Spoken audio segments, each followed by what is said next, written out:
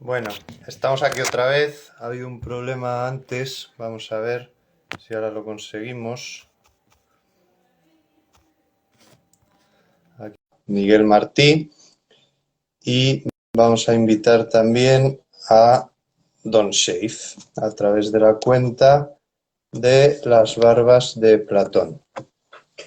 Esperemos que ahora, si se conectan, bueno, saludamos a todo el mundo.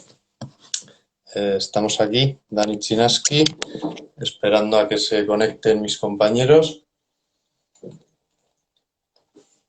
¿Se escucha bien?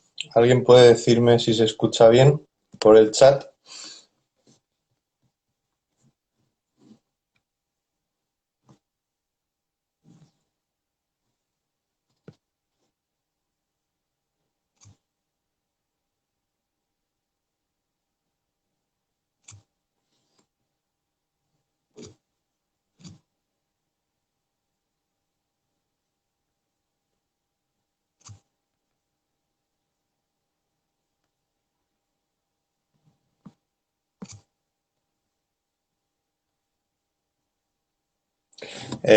Don Shave, te he invitado ya al vídeo. No sé si no te llega la invitación o qué pasa.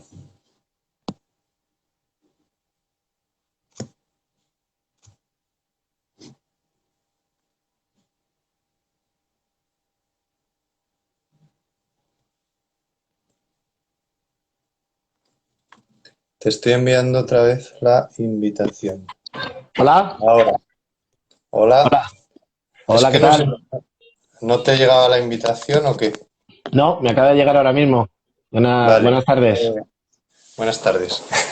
Estamos esperando a Miguel Martí. ¿Sí? También le he enviado la invitación, entonces no sé si es que tarda un poco, pero bueno. Bueno, vamos a esperar un No poquito. sé. Bien, bien, muy bien, muy bien. Aquí me he puesto, como ves, de mis mejores galas, ¿no? Para hablar contigo de este maravilloso libro. Vamos a hablar hoy. Siempre vas con la cabeza cubierta, no sabemos si tienes algún Es- problema de alopecia o algo que bueno, no quieras que la gente vea. siempre tengo cosas que ocultar. Temas literarios nada, pero en este caso no vamos a hablar de mi pelo ni de mi ausencia, posible ausencia de pelo, sino cosas mucho más Presunta, interesantes, Dani. Mi presunta presunta. calvicie. Mi Voy a, presunta. voy a intentar invitar otra vez a Miguel Martí. Vamos a ver si ahora le llega la invitación. Bueno, saludamos a todo el mundo que se va conectando. Miguel Martí dice que no le llega la invitación. Es que Bueno, vamos a ver. como está en las islas, allí tarda más. Eso es verdad. Esperemos que no vaya con una hora de retraso, porque si no, No, se va a alargar esto un poco. no. Vamos a ver si no es así. Ay, ay, ay, ay, ay. Bueno. ¿Dónde te llega? La invitación se ve claramente, aparece ahí en la pantalla. O sea, cuando te has conectado, no has tenido problema, ¿no? No, lo que pasa es que ha tardado un poquito. Yo no sé si es un tema de lo que fuera, pero que yo veía que estaba retransmitiendo en directos enfocados y yo creía que me habías ya invitado y me ha aparecido así de repente la pantalla. Si te ha Eso, invitado. si quieres, explícale a Miguel Martí, que es un hombre de la selva, a ver cómo se puede conectar, cómo le va a llegar la invitación. Bueno, pero ¿y cómo se lo hago? ¿Por señales de humo? Fíjatelo por aquí, él no se está escuchando, está conectado al chat, Sí, pero pues Pues querido Miguel, no lo sé, aparece en tu pantalla un mensaje de te ha invitado, únete y lo verás, ¿no? Es que no sé, es un no. pantallazo que aparece. Mm.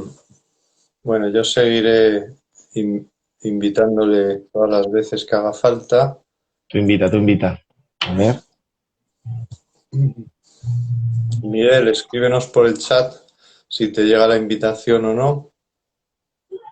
Sí, o hazlo por las otras vías de comunicación que tenemos. O sea, pues ahí mira, por aquí Bueno, que hay bueno, algo. bueno. Bueno, bueno, bueno. Bueno, qué maravilla. Muy bien. Sí, bueno.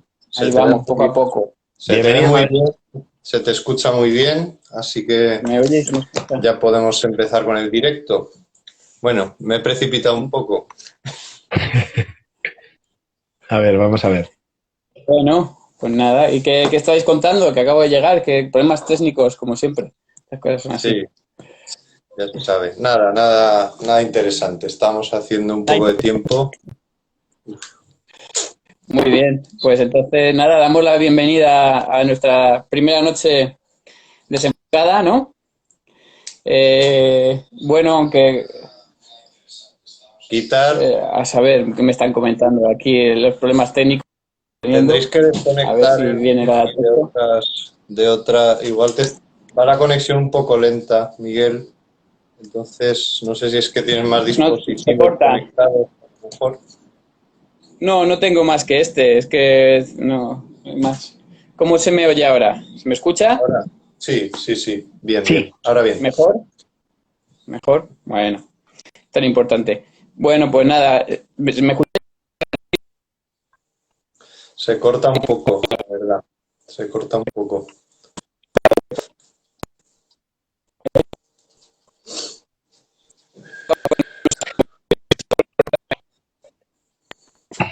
No. La conexión de Miguel Martín no va muy bien. Bueno, no se oye nada bien. Tenemos que mirar a lo mejor opciones alternativas, Dani. Puede ser que a lo mejor Miguel pueda lanzar preguntas por el chat en un momento dado, ¿no? O bueno, mira, a ver si... A ver si cambiando de lugar, a ver si se le escucha un poco mejor. Pedimos disculpas, son cosas del directo. Gracias a los que os estáis uniendo. Y Coso Oliveira, mira, amigo brasileño. ¿Cómo se dice? Gratitud, ¿no? Beleza, amigo. Ahí, No sé, a ver, no sé si ahora- ahí. Ahí A ver mejor. Mucho Sí. mejor. Sí. Bueno, venga, pues a ver si va saliendo ya esto, porque los misterios de la informática son insondables. Bueno, pues si queréis hacemos las presentaciones. Venga. Me puedes traer todos los libros, cuadernos, tal. Es que me he tenido que ir de donde tenía todo puesto, pues bueno, ya está. Nada, pues nada. Bueno, bienvenidos a todos a nuestra primera noche desenfocada, aunque como bueno, se puede ver, pues muy de noche no es todavía, por las fechas en las que estamos, pero bueno, ya vamos a disfrutar de este tiempo de luz y bueno, pues el nombre se queda igualmente, está bien traído, sobre todo en otras épocas. En esta primera noche... Sí. En esta nuestra primera noche desenfocada estamos, como veis, tres auténticos desenfocados.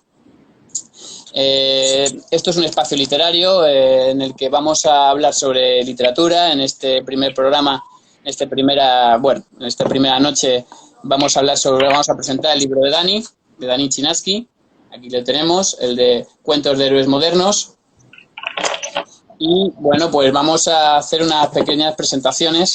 Ahí tenemos. Aquí lo tengo. Ahí está. Hoy vamos a hablar sobre este hermoso libro, su segundo libro, el segundo libro de Dani Chinaski, que bueno, como a él le gusta presentarse, él es escritor por vocación e ingeniero por equivocación.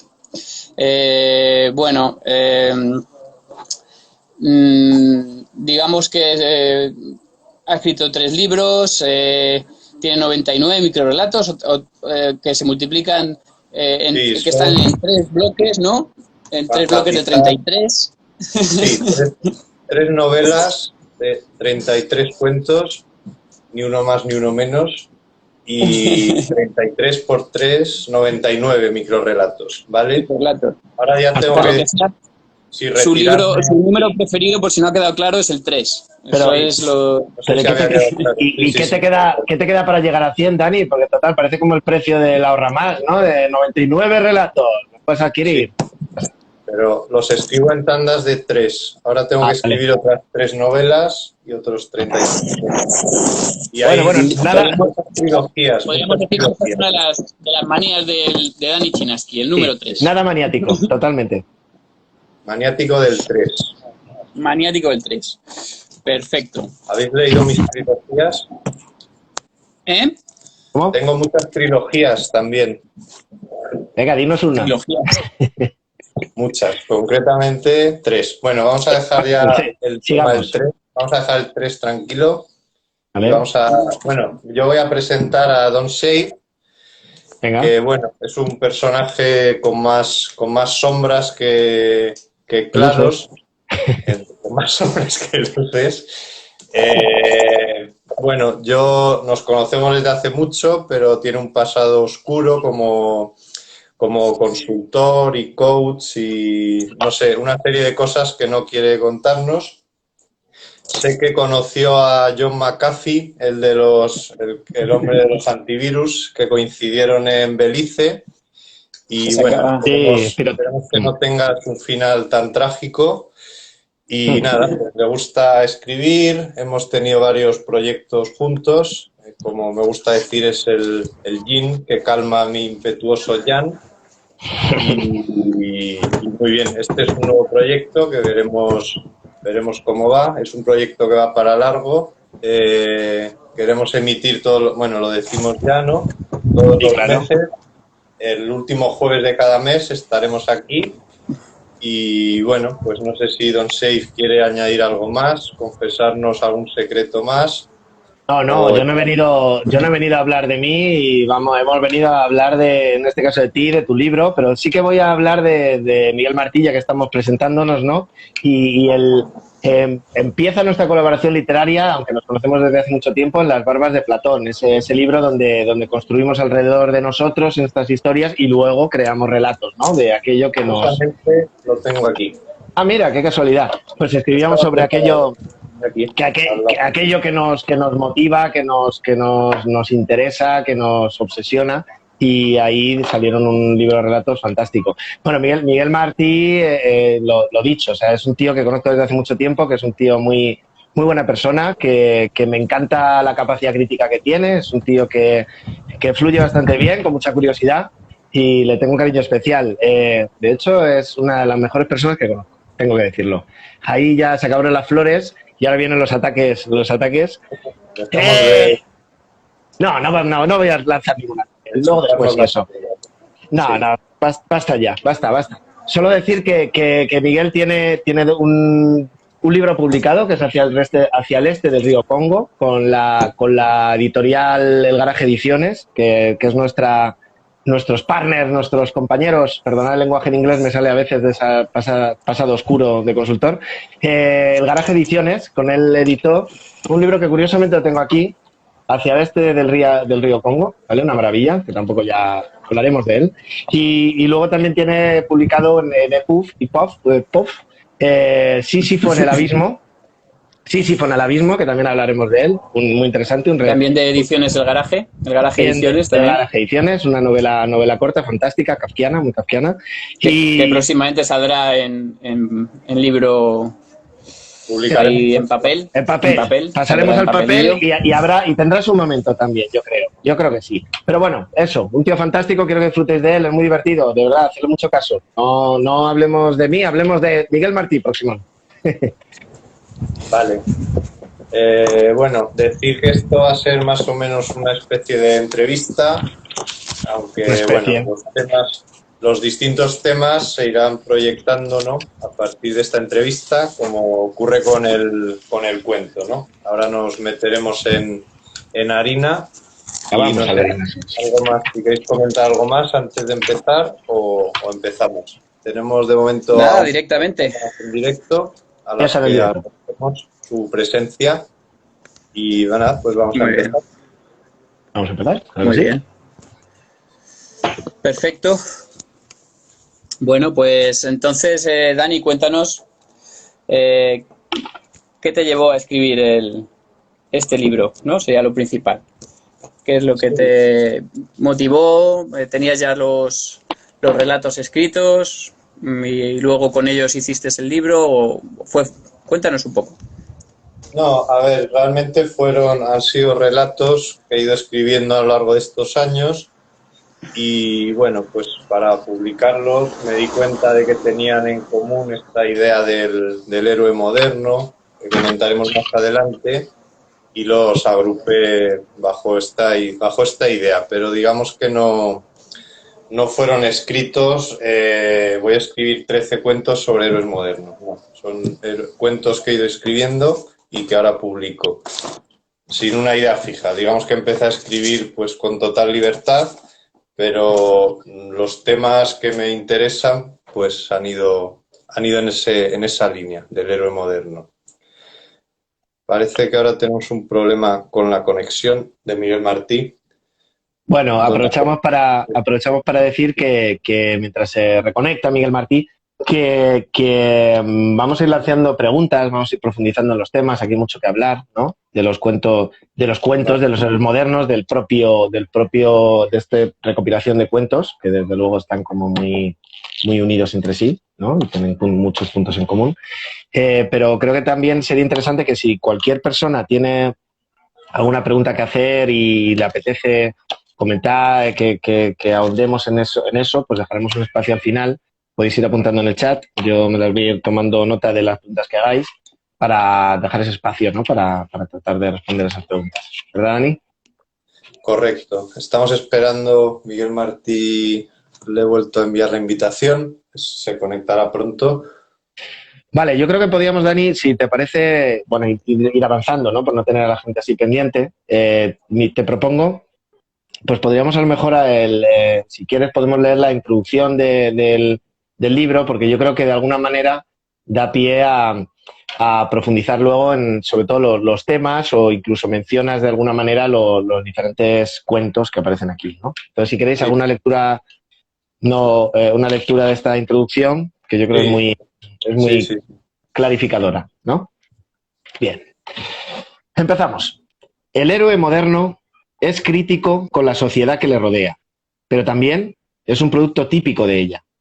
El héroe moderno no es un ser anónimo e insignificante. El héroe moderno... Sí es un ser anónimo. ¿Sí es qué? ¿Perdón? Que ha dicho que no, que sí es un ser anónimo e insignificante. Perdón, es verdad. Perdona, Miguel, ¿nos escuchas? Sí, muy bien, alto y claro. Vale, estábamos leyendo la introducción para dar pie a todo lo demás. ¿Te parece? Perfecto. Venga, efectivamente, no lo es, sí lo es. Es un ser anónimo e insignificante. Eso es lo que es un héroe moderno. El héroe moderno se siente perdido en un mundo de valores cambiantes. El héroe moderno vive en las grandes ciudades. El héroe moderno es el protagonista de estos cuentos. El héroe moderno conoce bien la soledad de la ciudad, la soledad de la joven inmigrante que busca empezar de cero, la soledad de la niña volviendo a su casa en metro, la soledad del gruista en edad de jubilarse, la soledad del cuidador abandonado por el Estado. El héroe moderno es un narrador poco fiable, incapaz de asumir la realidad que le rodea. Ha inventado la suya propia. A veces intenta sublimar su soledad a través del arte, pero el ruido le impide concentrarse y los transeúntes le esquivan para llegar al siguiente semáforo. El héroe moderno no renuncia a crear lazos comunitarios. Necesita que alguien le quiera, o al menos que alguien le escuche. El resultado no es muy esperanzador. Las parejas se asfixian en diminutas buhardillas. Las relaciones sexuales establecen jerarquías. Los grupos antisistema se enfrentan entre sí. Las ceremonias colectivas adquieren un carácter grotesco y violento. ¿Qué he hecho yo para merecer esto?, grita desesperado el héroe moderno. El desconocido del piso enfrente escucha su llanto y siente curiosidad y compasión. Toca su timbre y durante un rato ambos comparten su soledad. El héroe moderno se expresa con total libertad. Al fin ha encontrado a alguien con quien desahogarse. El desconocido le escucha hablar de sus neurosis, del anonimato en la ciudad, de relaciones sociales enfermizas, de minipisos, de precariedad laboral, y toma nota. Así nacen los cuentos de héroes modernos. ¿Qué os parece? Miguel, venga, no va a opinar el autor. ¿Qué opine el que entrevista? ¿Cómo lo ves? Bueno, cuéntate con todo esto. Yo creo que la introducción es el primer cuento, el primer relato que hay, ¿no? En este libro. No sé si hay 13 relatos, pues este sería el número 14, aunque salga el primero, ¿no? Es una declaración de intenciones, como toda buena introducción. Ya te abre un mundo en el que más o menos te orienta, ¿no?, a lo que vas a ir leyendo. Y a mí me parece, aparte de que está muy hermosamente escrito, me parece que es necesario para ya darle un marco además que es un marco perfecto al libro y a los relatos que vamos a tratar. Y como decía, además me gusta mucho, ¿no?, como decía Quevedo, dice: lector, que Dios te libre de un prólogo largo, ¿no? Eso es muy importante en los libros, que el prólogo no sea largo. O sea, el prólogo tiene que ser una introducción, un marco general a lo que luego vas a leer, que no te estén aquí aburriendo con análisis sesudos sobre la obra, ¿no?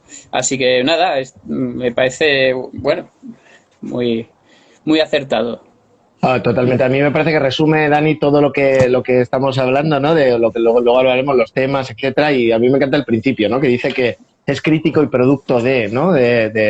Efectivamente, o sea que y sobre todo a mí lo que me parece es que al autor, al lector.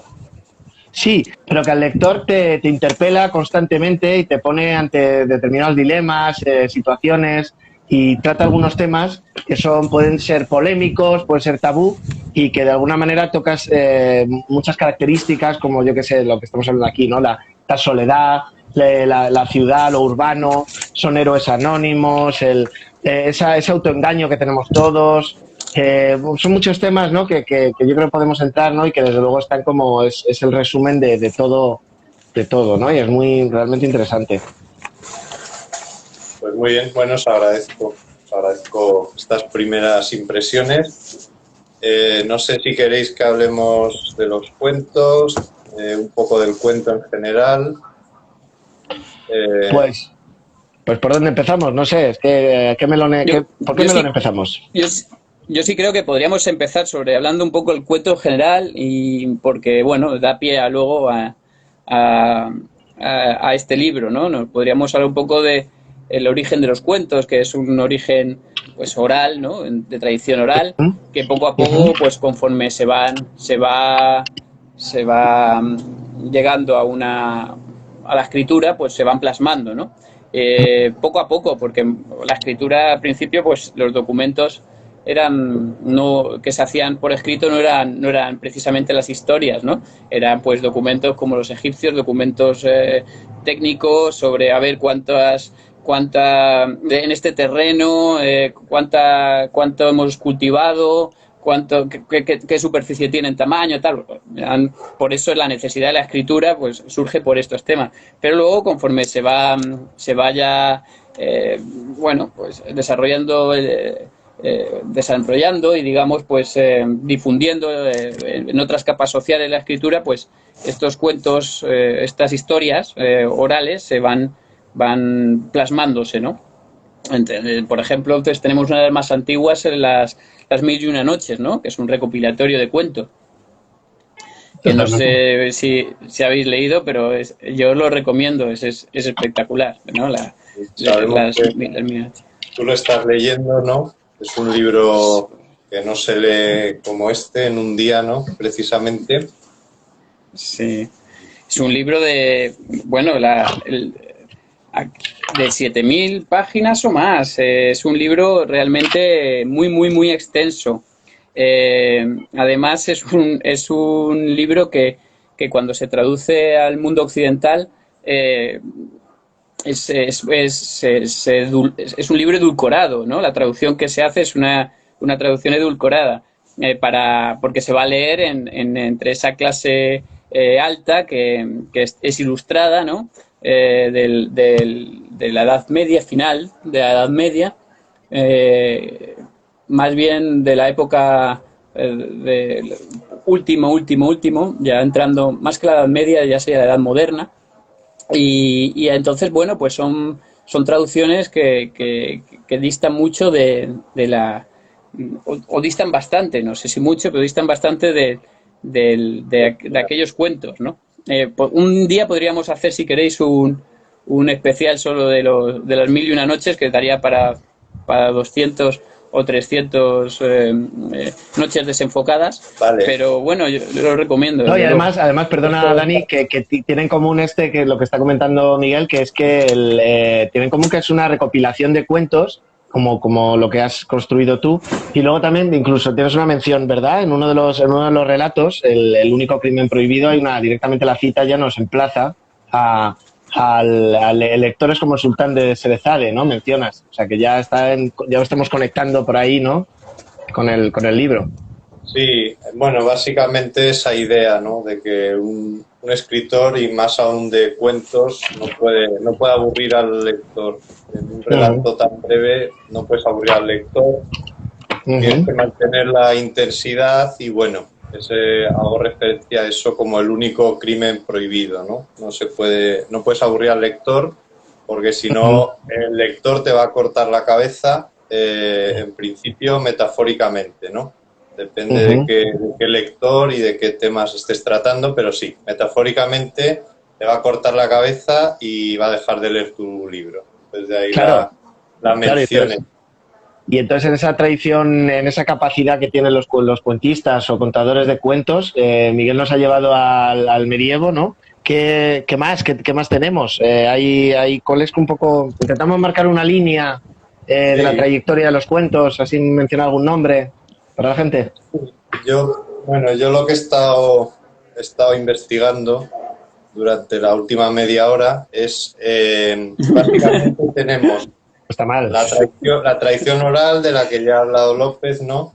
Una tradición oral, pues como vemos en Homero y tal, que se utilizan pues recursos de la tradición oral. El Aquiles, el de los pies ligeros, todos esos recursos para que la gente recuerde las historias, ¿no? Luego esto ya se lleva al papel y, bueno, pero se mantiene, digamos, el estilo. Unos personajes, podríamos decir, más arquetípicos frente al cuento moderno, que es ya más psicológico, ya se centra más tiene más profundidad psicológica. Sí. Y bueno, con un pequeño intermedio ahí, a finales del siglo XVIII, en los que hacen pues los hermanos Grimm y Hans Christian Andersen, digamos los cuentos con moraleja, ¿no? Que yo creo que son cuentos... Perdona, no te olvides, que se calle el perro ya, me ha recordado Perrol, no nos olvidemos de Perrol, el de Caperucita Roja, etcétera, no te olvides, ese es un poquito antes, pero sí. Que se calle el perro. El espíritu de Perrault que no nos falte. Y bueno, yo creo que yo no he leído Las Mil y una Noches, pero creo que los cuentos con moraleja, para mí, más para mis intereses, han envejecido mucho peor que... O sea, probablemente Las Mil y una Noches sean más modernos que estos cuentos con moraleja. Pero bueno, esa es una opinión personal. Y nada, pues el cuento, pues se dice, ¿no? Se comenta que el cuento moderno nace con Edgar Allan Poe. Y bueno, un clásico. De ahí ya pues podemos hablar de los autores que a mí realmente me interesan, pues que puede ser Poe o Raymond Carver o bueno, Borges o Cortázar, en un estilo muy diferente. Sí. Y sí, eso sería un poco breve historia del cuento, breve historia del relato breve. Oye, pues propongo, si os parece, tampoco sin perder mucho tiempo, pero mencionar algún cuento que nos haya llamado la atención de alguno de estos autores. Y mira, yo, por ejemplo, ya que dices a Poe, abro con El corazón del ator. Es una maravilla. Este Poe sabéis que es el genio del suspense, ¿no? Y que inspiró luego se hicieron películas. Bueno, a Hitchcock le gustaba mucho, que tenía muy buen gusto Hitchcock. Y El corazón del ator, en concreto, yo también he estado haciendo mi investigación por ahí de 15 minutos así, pero también tengo mis recuerdos. Y me acuerdo de este relato que a mí me puso el corazón a 100, porque va de que una persona tiene como no puede con otra, digamos, no sé cómo tal, pero la acaba asesinando, ¿vale? La acaba matando. Y entonces no se le ocurre otra cosa que descuartizarla y emparedarla no emparedarla, sí, ponerla debajo de su parqué.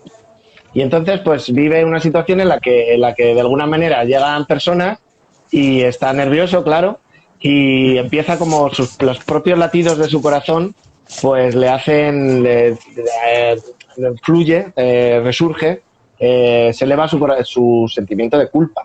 Y entonces lo gracioso de Poe es que es un gran creador de atmósferas. Entonces es muy, se señala como hay muy pocos detalles sobre la relación que tenía el asesino con el asesinado.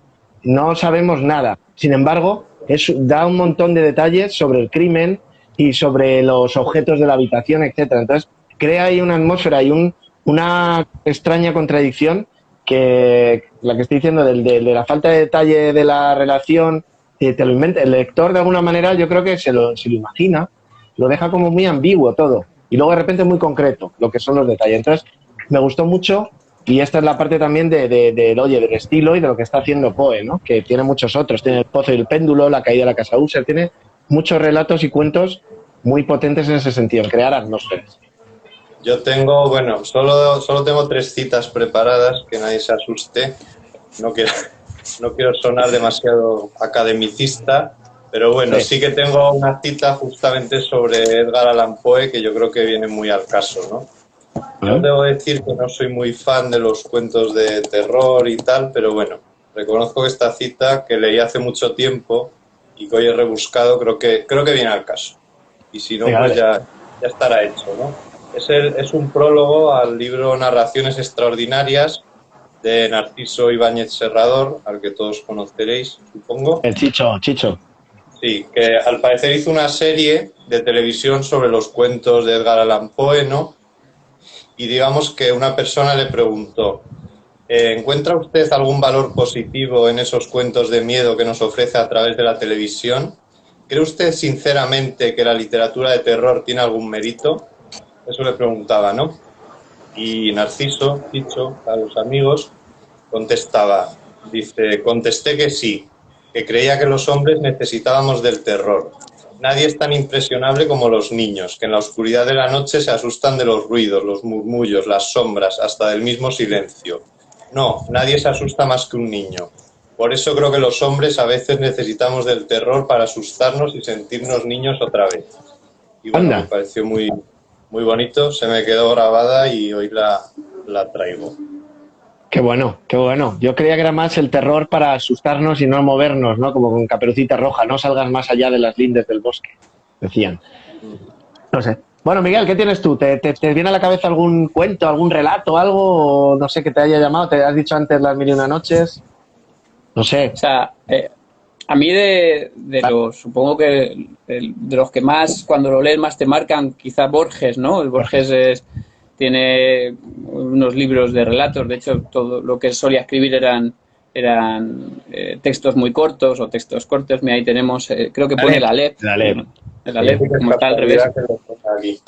El Aleph tiene ficciones, Historia Universal de la Infamia, está muy bien también. Se me vienen varios y me gustan. Lo que pasa es que Borges es complicado de leer, ¿no? Porque tiene muchas capas. Al final era un hombre, un intelectual con una gran sabiduría y pues bueno, pues plasmarlo en sus libros, algunas cuestiones se te escapan, la mayoría, ¿no?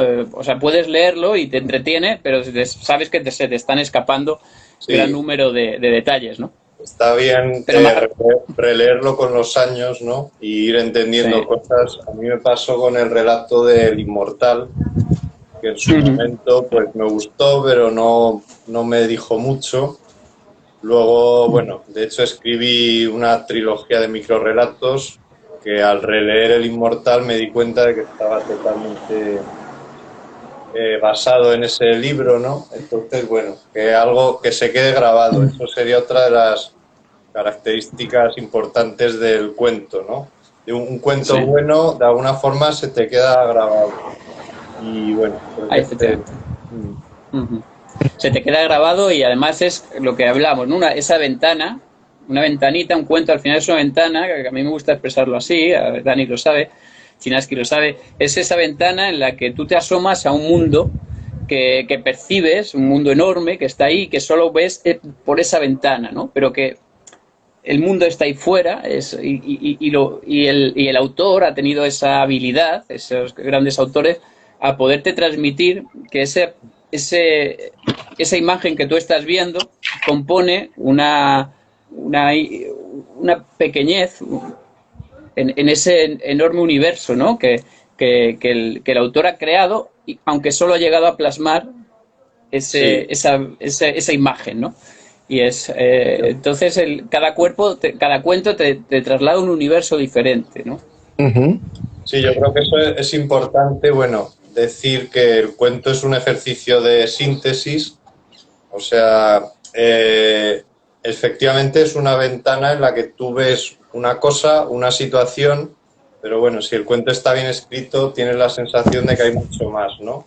De que tú estás viendo ese momento, pero ese universo sigue con vida, ¿no? Después de que tú te vayas. No solo que se ha creado ese cuento y no hay más, pero bueno, eso es difícil de conseguir. No, pero Dani... perdón, sigue. No, o sea, también por avanzar un poco, hemos tenido un debate esta semana, ¿no? Sobre el cuento, el relato corto, si es lo mismo, si no es lo mismo, cuál es la definición de un cuento y tal. Y bueno, yo decir que he encontrado la definición que más me gusta. Miguel Martí le pasé esta conferencia, a mí me gusta mucho ver conferencias literarias en YouTube, de Alejandro Gándara, un autor desconocido por todo el mundo, por mí también, porque cada vez que intento buscar esta conferencia se me olvida el nombre. Pero bueno, él define el cuento como una realidad compleja sintetizada en una de sus manifestaciones, ¿no? Y eso me parece una maravilla de definición, que se relaciona con esto de la ventana que estamos hablando. La realidad es mucho más compleja, pero intenta sintetizarla lo máximo que se pueda. Él habla también de que el cuento es algo centrífugo, ¿no? A partir de un núcleo, de una situación que puede parecer anodina o insignificante, pues se proyecta hacia afuera, ¿no? Digamos que es un ejercicio de síntesis frente a la novela, que es una cosa centrípeta. Más retórica, que tú vas por acumulación de ideas, vas llegando a un núcleo, mientras que esto es al revés. El núcleo está comprimido y a partir de ahí se proyecta, que para mí es una de las cosas importantes que tiene que tener un cuento. O sea, un cuento no es solo lo que te está contando, sino que hay mucho más, ¿no? Y un buen cuento pues trata muchos más temas de los que están a simple vista. Y bueno, esto me parece importante recalcarlo y reivindicar a Alejandro Gándara. Lo repito más veces por el tema de la tradición oral, para ver si consigo ya acordarme del nombre, porque bueno, que es una conferencia que es una maravilla, que compartiremos, luego podemos compartirlo cuando subamos el vídeo, algunas conferencias o títulos de libros nos parezcan interesantes, yo creo. Pues sería importante, Dani, sí, porque efectivamente que el proyecto Desenfocados va también de poner, va de poner en el foco y dar visibilidad a autores que no están en el foco mediático, ¿no? Y tratar de darles esa visibilidad porque consideramos que son buenos. A mí me parece muy interesante lo que dices porque efectivamente yo también hemos estado debatiendo sobre cuento, relato, qué significa. Yo miro en la RAE y digo, oye, cuento, narración breve de ficción. Vale, sí, pero esta definición es desde luego mucho más completa, ¿no? Y me parece interesante. Yo le añadiría, nosotros que somos muy metafóricos, pues para mí es también como de alguna manera una especie de instantánea, una foto en un momento concreto, de una situación concreta, pero hay que mirarla también de cómo se mira esa imagen, ¿no? Esa instantánea. Y en lo que vamos a ver en los cuentos de héroes modernos, hay uno en concreto que, por ejemplo, aporta diferentes visiones y perspectivas. Y creo que todos, en general, tienen como una mirada que es la de... Puede tener una mirada del autor, también ahondaremos en eso, pero también la mirada del lector y de los diferentes personajes. Y creo que también eso es interesante. Ahí está también la complejidad y también está este instrumento de decir, oye, ahí lo que decías tú antes, ¿no? Como que se sale... yo te cuento cosas, pero hay muchas más cosas, ¿no? Y los maestros también lo hacen. Antes Borges, por supuesto, Poe también, ¿no? Poe te dice, oye, yo lo que decía antes, te detallo una cosa mucho al detalle, te lo estoy marcando, te estoy señalando, indicando lo que tienes que mirar si quieres, pero no, hay unas cosas que no, te las estoy dejando en un vacío que lo creas tú, ¿no? Y ahí está el valor, creo, que ahí está la diferencia entre las capas. La moraleja, los clásicos, donde nos daban como todo mucho más mascadito, este es el mensaje, cáptalo, es una metáfora simple, Sí, eran mucho menos capas, mucho más simples. sí, sí. Además esto enlaza, bueno, con la teoría del iceberg, ¿no? De Hemingway, que también tengo aquí la cita. Es la segunda, ya queda menos. Y Pedimos disculpas. Y para no haber ensayado, se están ligando muy bien todos los temas, o sea que es un aprendizaje. Hay que improvisar. Para escribir cuentos no, pero para directos, improvisación. Y mira, bueno. Vale. Tenía algunas discrepancias. Hay discrepancias. Pero bueno, dice Hemingway, ¿no? Dice, si un escritor en prosa conoce suficientemente bien aquello de lo que está escribiendo, puede omitir cosas que él conoce. Y el lector, si el autor escribe con la suficiente verdad, tendrá de estas cosas un sentimiento tan fuerte como si el escritor las hubiera expresado. Dice, la dignidad del movimiento de un iceberg se debe a que solamente un octavo de su masa aparece sobre el agua. Un escritor que omite cosas porque no las sabe no hace más que dejar lagunas en lo que escribe, ¿no? Este tema de la ventana, o sea, el universo tiene que estar ahí, o sea, y una vez está ahí, tú le vas escatimando detalles al lector, como lo que has contado de Poe y como lo que hace Hemingway, por supuesto. Le vas quitando detalles. Pues bueno, para mí otra de las características del cuento es que el lector tiene que ser activo, ¿no? Esto se puede aplicar a otros géneros, pero en el cuento me parece muy importante, porque por su característica de que tiene que ser breve, pues bueno, hay que quitar cosas y aparte también porque un lector no se lo puedes dar todo hecho, ¿no? Él tiene que hacer su ejercicio de ir, digamos, completando esos huecos que el escritor ha quitado deliberadamente. ¿Vale? Si los ha quitado por despiste o por falta de conocimiento, pues como dice Hemingway, no hará más que dejar lagunas. Pero si están quitados concienzudamente, pues invitas al lector a que él mismo se involucre en el cuento, vaya rellenando los huecos y al final se cree una conexión mucho más fuerte entre el cuento y el lector. Que si tú le cuentas una historia. Por eso yo estoy muy en contra, ¿no?, de los cuentos que son discursos encubiertos, ¿no? Tú quieres soltar un discurso y lo camuflas haciendo 3 personajes y que hablen entre sí. Ahí el lector no se identifica tanto con el cuento, porque al final lo que está escuchando es un discurso con el que está a favor o está en contra, pero no se involucra, ¿no? Entonces, bueno, esto me parece importante. Y vamos así poco a poco desgranando lo que es un cuento más allá de las definiciones y tal. Para mí, si queréis ir añadiendo cosas que os parezcan importantes, que deba tener un cuento, ¿no?, como características, pues os invito también a que vayáis añadiendo. Interesante. Sí. Bueno, la verdad es que los cuentos, al final también, o sea, como tú has explicado, ¿no?, como el autor que nos has comentado dice que va de una idea nuclear, una idea central hacia afuera, ¿no? Entonces, digamos que también eso provoca que la extensión pues no tenga que ser especialmente grande, ¿no? Porque la idea al final lo que haces es, bueno, hay una expansión y después de eso ya cada uno recorre, ¿no? El lector que lo ha leído ya lo recorre con su imaginación. Entonces, eso provoca también que los cuentos, pues, como extensión, como textos, son textos más bien cortos. Pero tú has escrito textos aún más cortos, ¿no? Tenemos en tu blog, tenemos los microrelatos, que bueno, eso es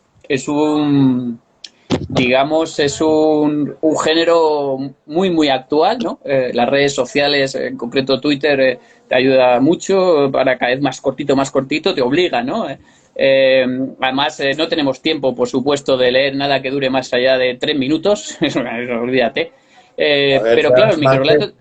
Sí, más de claro, un tuit ya se considera relato largo, ¿no?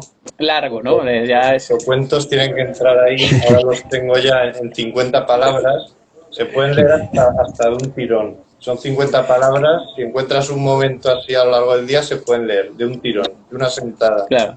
Esa es un poco la idea. Entonces, el tema del microrelato, hablando ya de manera seria, ¿no? De microrelato puede llegar a ser un género, no un género menor, como el recuento no es un género menor, y menor en cuanto a importancia. Un buen microrelato no tiene por qué ser, o un buen blog de microrelatos no tiene nada que envidiar si está bien escrito por ejemplo, a los cuentos o incluso una novela, que parece que eso es el género en prosa por antonomasia el mayor. Pero características, ¿no?, de los microrelatos, entre ellas que yo he visto de los tuyos, que a mí me parece que son microrelatos realmente muy serios, muy trabajados. Eso sí que es casi como una especie de granada, ¿no? Condensa 2, 3 ideas, o sea, el microrelato que es serio, que no es un chiste, que esos hay muchos, y que no es una bobada infantiloide, ¿no?, de estas que hay miles en internet, que hoy me he despertado y te he visto, pensé que se acababa el mundo, pero el mundo nació. Bueno, chorradas de estas que escribe gente de 30, 40 años todavía, que dicen, pero señores, que esto se escribe a los 15 ya, pasar el tema, ¿no? Eternos adolescentes, ¿no? Sí, claro, porque también es verdad que venden a adolescentes, ¿no? Las redes sociales al final son los adolescentes los que más están ahí, los jóvenes y estas cosas. Pero claro, se puede hacer un buen microrelato como los que haces tú, profundos, con 2 o 3 ideas profundas, contradictorias. Normalmente eso es lo que hace que el microrelato estalle, ¿no? Pero es un arte, como tú mismo has explicado, empezaste escribiéndolo no me acuerdo si 100, luego pasaste 80 palabras y ahora estás ya en 50 y aún así tiene que explicar lo mismo, ¿no? Que, o sea, ser capaz de condensar esto, ¿no? Uh-huh. Y bueno, cuéntanos un poco sobre el tema, porque eres tú el especialista. Yo creo que ni Guille ni yo hemos escrito, ni Don Shape ni yo hemos escrito microrelatos. Oye, solo una cosa, ya que ya sale el Miguel Martí crítico, ya era hora, maldita sea. Venga, bien, ahí, dando caña. Que sí, me gusta. Cuando esta gente que no sé qué, no sé cuánto, que ya tenéis edad, hombre, para escribir otras cosas. Totalmente de acuerdo. Solo una cosa, sí. Mi aportación. Para mí, lo que ha conseguido Dani, mira, analizando simplemente desde el libro que estamos hoy hablando, lo que desde luego hay, y estoy de acuerdo con Miguel, es lo de las ideas fuerzas. O sea, sin duda, cada relato tiene una idea fuerza mínimo. Un mensaje potente, profundo, eso seguro. Y a veces 2 o 3 que entran en contradicción, como él dice, son breves. Y yo creo también hay otra cosa que es como en general el efecto sorpresa. O sea, que yo creo que es lo que él decía, como que explosionan, como la granada que explota, como que te deja así como, ahí va, aquí ha pasado algo, ¿no? Yo creo que en general eso es lo que suele pasar, ¿no? Que te deja ahí. Yo creo que sobre todo eso, lo de un mensaje que luego ya cada uno interpreta como quiere. Aquí, por ejemplo, en estos, ya te digo que varios, creo que tienen varios dilemas que te plantean. Y nos hemos saltado de pregunta, ¿no? Estamos hablando del microrrelato.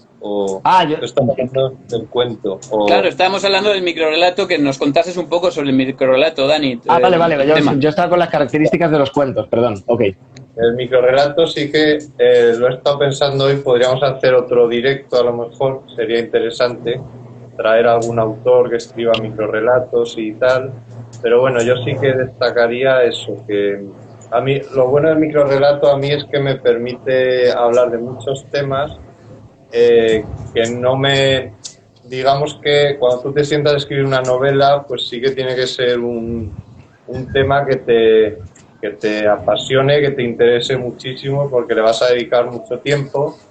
Con un cuento es importante también el tema, aunque te permite jugar un poco más. pero el microrrelato, pues bueno, sí que te permite jugar con temas, ideas que se te ocurren y según se te ocurren las sueltas. Y bueno, también a mí me permite meter un poco más de humor, que sí que es verdad que me han comentado que falta humor en estos cuentos y el microrrelato me permite jugar con eso, con el humor. Entonces, bueno, pero os propongo, para no alargarnos mucho, que hagamos otro directo Sí, sobre claro. solo sobre el microrrelato. Vale, perfecto, sí, sí.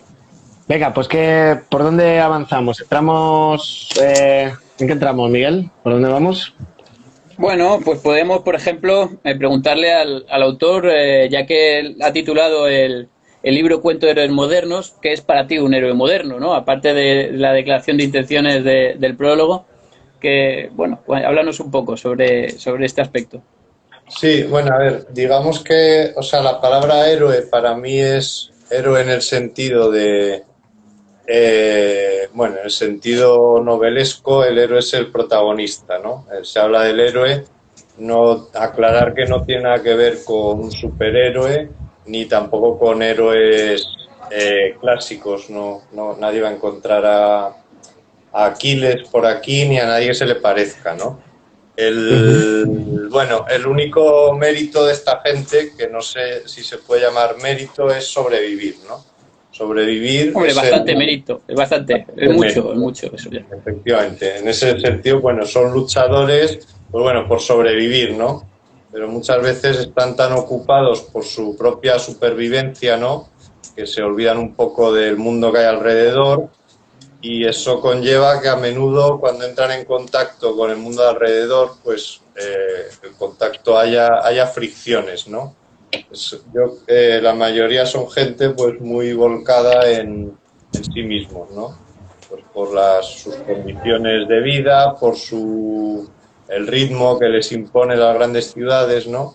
Entonces, bueno, siempre que hay interacciones entre personas, pues no suelen ir, digamos, muy fluidas en estos cuentos, desde amores enfermizos, pues ceremonias colectivas rarísimas, ¿no? Que siempre suelen acabar en tragedia. Y bueno, bueno, hablaremos más adelante de este tema, sí. Y la palabra moderno simplemente es el sentido, no es el sentido de moderno frente a posmoderno, ¿no? Para mí son más posmodernos. Pero bueno, la palabra moderno en sentido coloquial, digamos, moderno de actual, ¿no? Claro. O sea, que vemos, o sea, cuando lees el libro, pues te vas dando cuenta, pues lo que habéis dicho en el prólogo, que si la niña que celebra su cumpleaños, que si la pareja que está en una buhardilla que se va transformando, ¿no? Ya hablaremos un poco más de ella, del el gruista que está con una huelga ahí el hombre porque no acepta el despido. Son gente común, gente de la calle, del día a día, no hablas de artistas famosos, porque de hecho cuando tratas de los artistas son los artistas humillados, ¿no? Son los que para salir de un poco levantar la cabeza, ¡buah! Un golpetazo, ¿no? No sé si al final el protagonista, ¿cómo lo ves tú? Claro, pero el protagonista final de estos cuentos, el héroe moderno es el pueblo, es el que soporta todas estas humillaciones, el que soporta todas estas cargas, el que soporta estos malos tratos, ¿no? El que va ahí aguantando como puede, va tirando el día a día. No sé qué opinas del tema. Sí, a ver, podríamos decir que sí, que es gente, por lo general, gente corriente, ¿no? Y digamos que podría ser el pueblo, pero un pueblo atomizado, ¿no? Un pueblo cada uno metido en su guardilla de turno y bueno, ya lo que he comentado antes, cada uno haciendo su vida y con contactos siempre que nunca son contactos sanos en general entre sí. Entonces, sí, en ese sentido. Sí.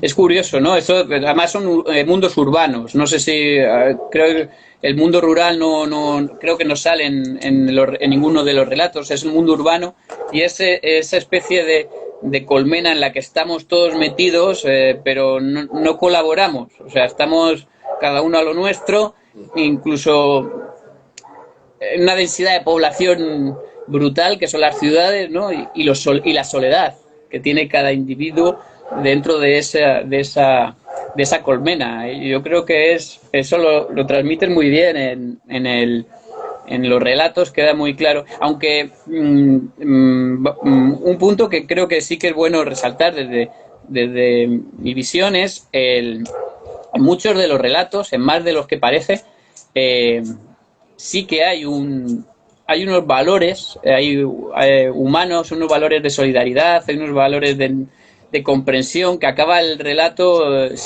dando un punto de esperanza positivo que se agradece, de que en este mundo en el que cuando ves algunas películas o series, esto va mal y va a ir a peor. Y va a ser cada vez peor y peor, y vas a estar más jodido y más solo y más no sé qué. Y sin embargo, tus relatos, estás ahí, en ese punto en el que al final alguien le echa una mano al otro y digo, venga, va, que si estamos igual de jodidos, ¿no? Y a ver, en general me gusta que los finales queden un poco abiertos, ¿no? Entonces, a lo mejor tú puedes ver que deja una puerta abierta a la esperanza y otra persona puede ver que todo va a ir a peor, ¿no? Que lo que ha ocurrido ahí, a partir de ahí, entonces sí que se va a hundir, ¿no? Bueno, pues podría comentar algún relato, ¿no? Pero bueno, es que esto sería hablar de los finales, entonces no voy a hacerlo. Pero bueno, sí que me gusta que quede abierta la cosa. Que quede abierta la cosa. Dani, a mí me gustaría comentar que sí que, de alguna manera, creo que lo que ocurre con aquí es que tenemos como yo observo como de alguna manera cierta crítica, entiendo que constructiva, a la sociedad, ¿no? Y que estos héroes modernos, yo me preguntaba, ¿por qué son héroes estos héroes? ¿Lo dice con ironía? ¿Lo dice por algo en concreto? Entonces, bueno, yo sabes que soy muy fan de las utopías negativas o las distopías, y creo que muchas veces estos protagonistas aparecen de repente y que son como de alguna manera ese agente disruptor que te puede generar, a mí a veces me generan rechazo, me generan también compasión, me generan empatía, entonces de alguna manera, pero lo que creo que desde luego son como que suponen como un choque en el sistema. Y no siempre, pero en muchos casos sí. Y entonces creo que ahí es donde quizás se acerquen un poco a convertirse de alguna forma en héroes, en el sentido como que, oye, son siendo mundanos y siendo normales y diferenciándose de los Aquiles y de los Supermanes, sí que tienen como alguna característica que rupturista, de alguna manera, que nos hace, por lo menos, desde lo que están viviendo, desde lo que están haciendo, pues no sé qué, o sea, podemos entrar en varios, ¿no? Y ahí veremos ejemplos, ¿no? Pues esa pareja, por ejemplo, que en un momento dado se revela ante el silencio de todo ese grupo en el que participan y se atreven a decir una cosa que el resto no se atreve. Eso ya es ser, por ejemplo, están demostrando valentía, que es una característica propia, en principio, lo que yo entiendo por un héroe. Entonces, bueno, como por ir profundizando, yo creo que lo podemos ir viendo en los diferentes ejemplos que queramos ver, ¿no? Y hasta brevemente decir que en una colección de cuentos como esta, que se ha escrito a lo largo de varios años y, bueno, también tu propio periodo vital se ve influido, inevitablemente, ¿no? Se ve reflejado, pues es muy difícil hablar de todos los cuentos en general. Seguramente siempre haya un contraejemplo para cualquier cosa que responda. En este sentido estoy de acuerdo en que en este cuento de gestionar el silencio, pues sí que lo que hacen es un acto de valentía. Entonces sí, pero en general ya digo, héroes, protagonista, no pretendo ser ni irónico, ni si acaso sería más irónico, ¿no? Pero no, realmente es héroe protagonista, vamos a dejarlo ahí. Vale, no, totalmente, solo, mira, fíjate, otra cosa que pensaba, tampoco quiero robar aquí el tiempo, pero pensaba, ¿sabéis que los tiempos antiguos, aquí preguntaba ahora de mi tiempo, que me ha hecho mucha gracia, y de, ¿por qué no puede aparecer Aquiles Martel, que es un héroe, claro, Aquiles, claro. Una persona? No, pero mira... Tendría que haber seguido a la cuenta de Desenfocados, Sí. Porque ahora, no sé, yo no sé si puedo parar el directo y no voy a hacer... No, puede seguirlo en cualquier momento. Aquiles es un amigo común que se llama así, ¿no? Y simplemente que recordar que en su día, sabéis que Platón, nuestro amigo Platón, se atrevió a criticar a los dioses y de alguna manera a Homero, ¿no? Y le criticó a sus héroes, ¿no? De alguna manera.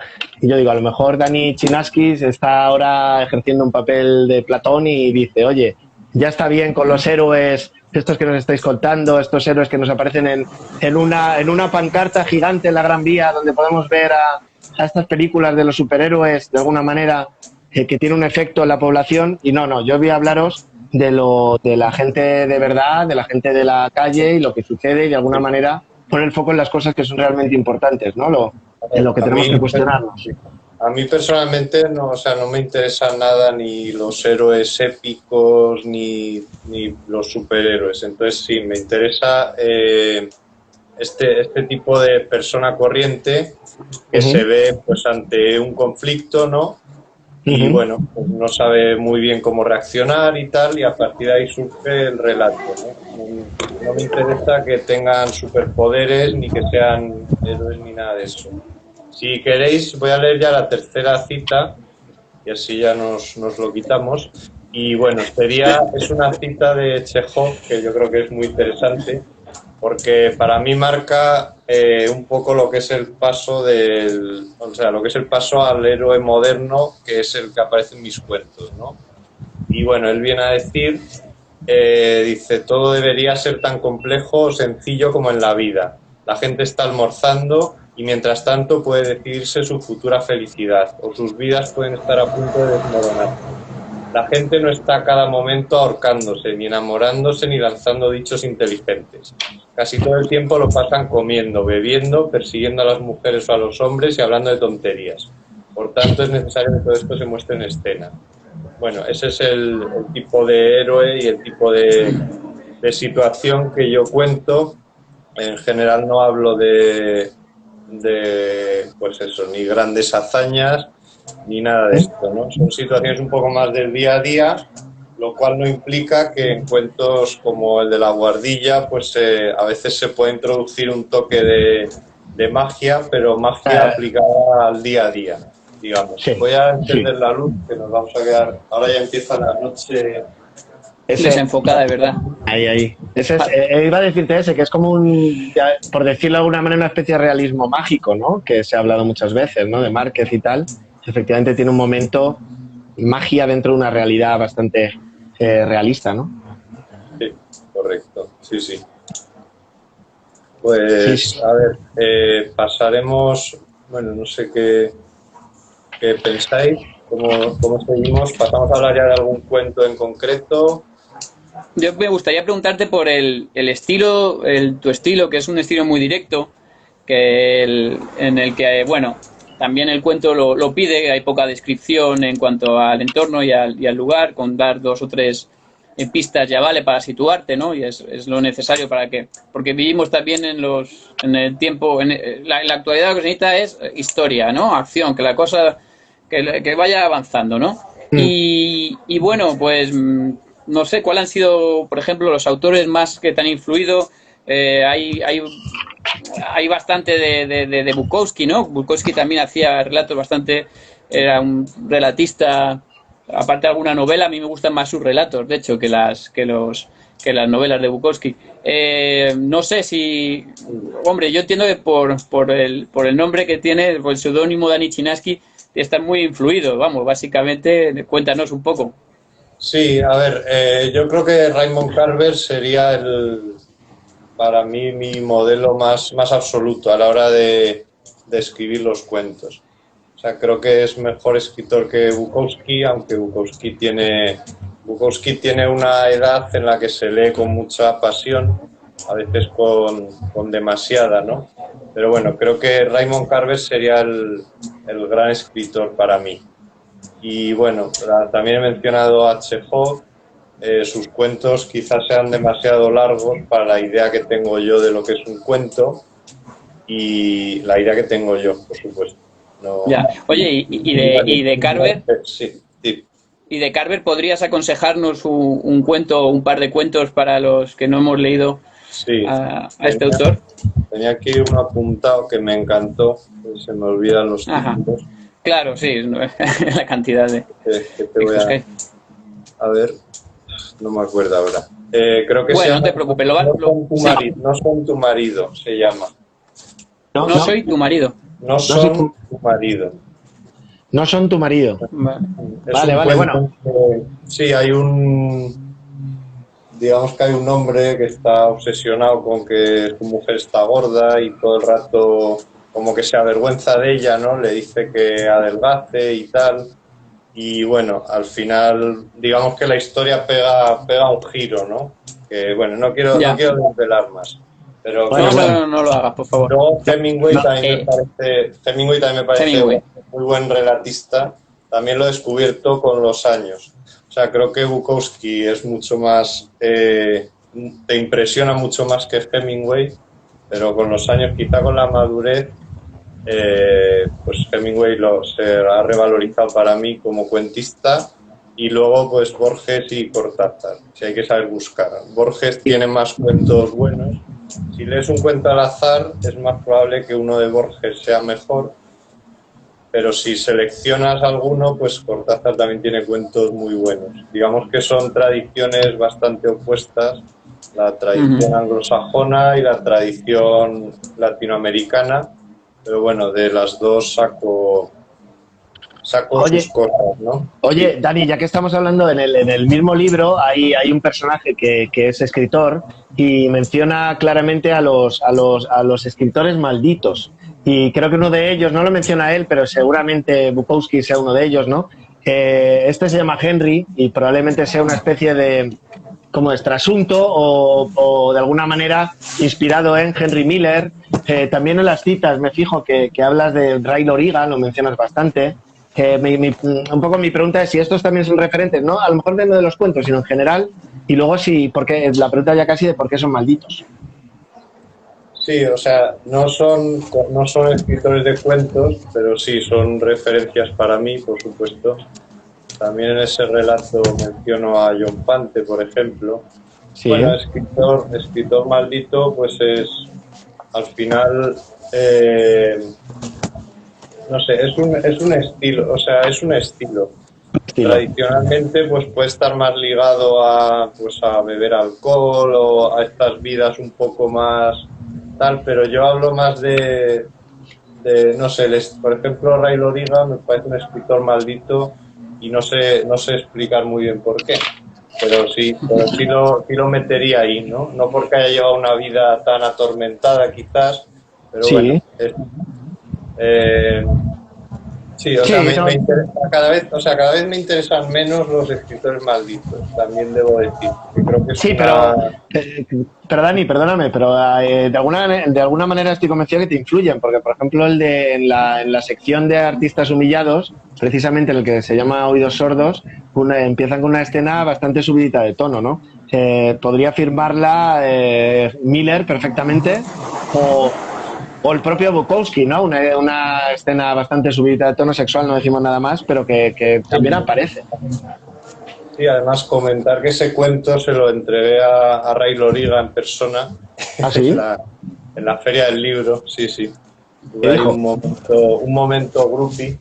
¿Te escupió? Que muchas gracias. Todavía no me ha contestado. Vale. Ya han pasado 2 años. Y bueno, un saludo a Ray Loriga. Sigue. Un saludo a Ray Loriga. Saludos. Seguramente nos estoy viendo además, así que seguro, en directo. Que si tiene alguna pregunta que la plantee. Si quiere comentar algo del cuento, que lo haga con gusto. Mira, ese cuento trata de un escritor que no consigue que nadie lea sus relatos, ¿no? Y entonces pasa situaciones bastante rocambolescas. Yo creo que no hay que tomárselo al pie de la letra, pero sí que es un escritor pues que le acaba... No es autobiográfico, quiere decir, ¿no? No es autobiográfico. Le acaba haciendo una mamada a un amigo, acaba haciendo el ¿no? Una serie de situaciones para que alguien le escuche. Por eso el cuento se llama Oídos Sordos, porque es incapaz de que nadie lea sus relatos. Y efectivamente ese personaje, Henry, digamos que podía ser mi alter ego, ¿no? Un poco paródico, al estilo John Fante y Arturo Bandini, de mí hace unos cuantos años, ¿no? Entonces sí que tiene esos escritores malditos, efectivamente, a los que admira, a los que quiere parecerse. Él se pregunta, ¿no? Se pregunta si esos escritores tuvieron que humillarse como está haciendo él, ¿no? Está casi esperando una señal del cielo que le digan lo que tiene que hacer para llegar a ser un gran escritor. Una sugerencia sería que dejara de humillarse, ¿no? O sea, quizás eso no va a ayudar a ser un gran escritor, pero bueno, él está ahí metido, como decíamos antes, en su mundo y, bueno, está desesperado. Al final le acaba leyendo el cuento a una conga, a una aspiradora, porque es la única que se para a escucharle, ¿no? Entonces, bueno. Es Dani lo que en la introducción pasa bastante con estos artistas humillados, ¿no? Como que pegan un grito al exterior de por favor, hacedme caso, por favor, escuchadme, por favor, quererme.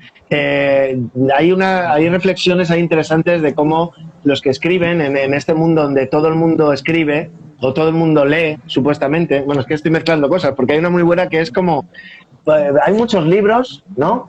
Pero cada vez lee menos gente. Cada vez hay más libros, pero cada vez lee menos gente, por ejemplo. Y el periplo del escritor para conseguir enfrentarse a todo lo que es la gestión de colocar tu libro en las librerías, y conseguir que tus amigos lean tus libros.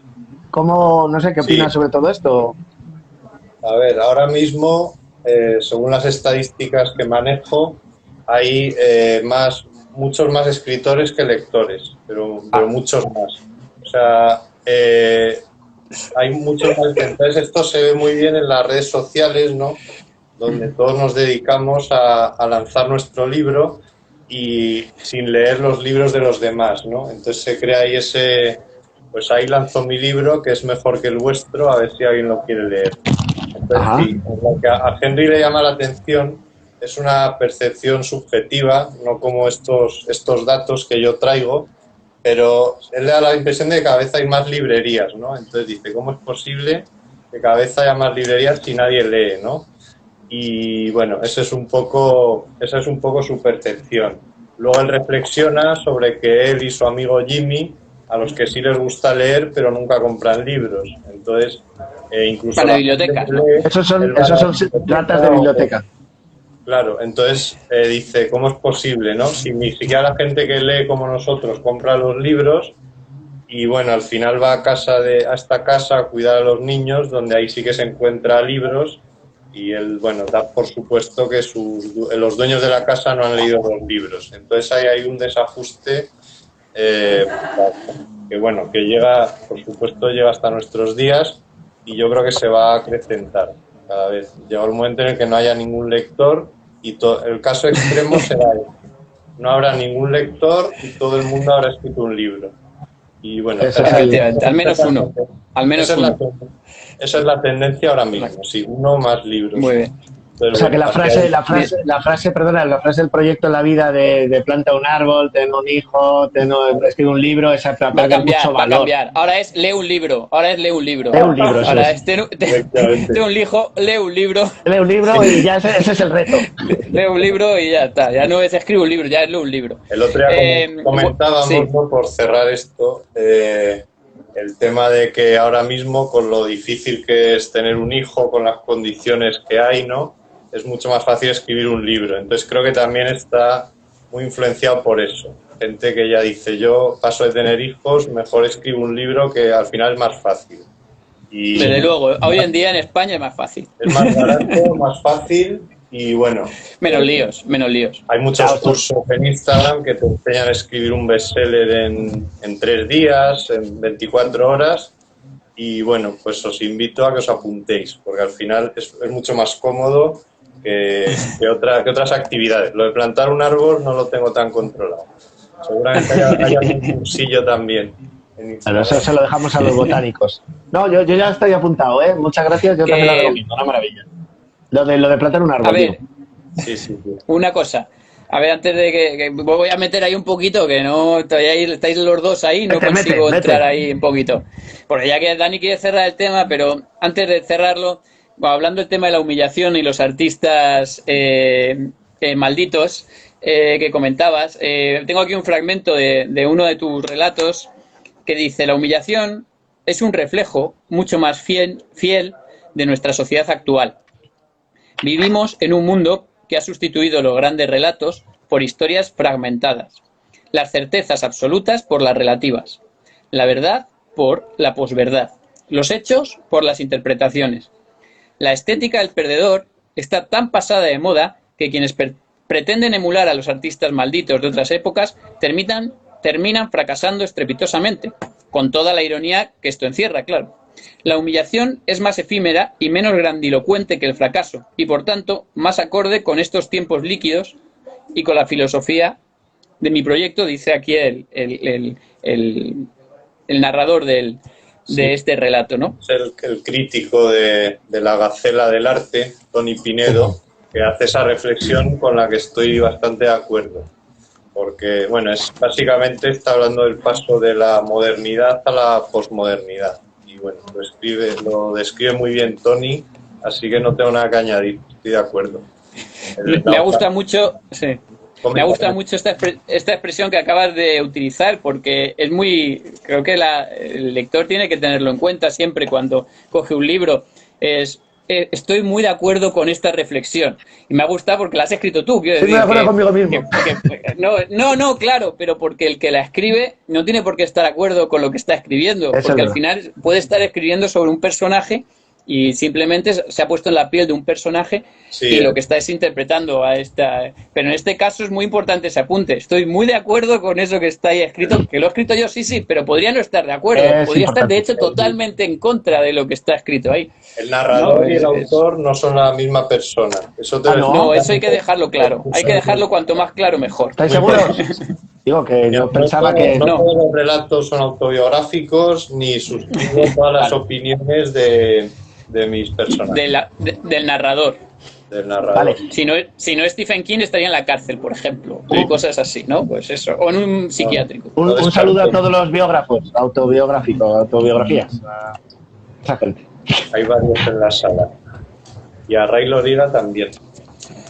A Ray Loriga, por supuesto, un saludo a Ray. A Ray Loriga también. Que sí.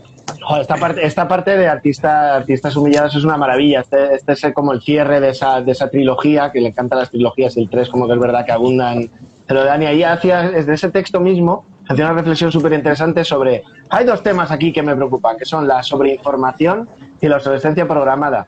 Y me gusta mucho, es como que hace... Bueno, no voy a entrar mucho en detalle, pero sí, la reflexión que hace sobre que tenemos que hacer renuncias, y habla de renuncias inconscientes, sobre recibimos mucha información y tenemos que elegir, incluso a veces no nos damos cuenta de que tenemos que elegir. Es muy poderosa esa idea, y luego la de la obsolescencia programada, que compartimos, de que todo está pensado para no durar, ¿no? Entonces como que está todo en general, ¿no? Esta misma conversación de digamos directo. Toni lo que hace es reniega dice que le han atribuido cualidades espirituales, ¿no?, a su obra, como del budismo, de la impermanencia, y él dice que niega la mayor, ¿no?, que es que esto de la impermanencia es la propia sociedad en la que vivimos todos, no es otra, no tiene vive a ras de suelo, quiero recordar, es que sí, ese sí, lo leí hace tiempo ya. Sí, tal cual. Mira, la tengo aquí, quería cerrar con esta cita, pero ya que la has nombrado, la voy a decir, la tengo aquí. Dale. Dice: mi obra es pura materia y vive a ras de suelo, apesta a sociedad contemporánea. Yo creo que esto es, o sea, a mí este relato que estamos hablando, para mí es el núcleo, es la idea nuclear de este cuento, de estos compilación de cuentos, ¿no?, de este libro. Me parece que aparte que es un relato estupendo, en la que, bueno, pues le da vueltas y vueltas al tema de la creación, le va dando siempre y conecta con el mundo líquido en el que estamos, ¿no?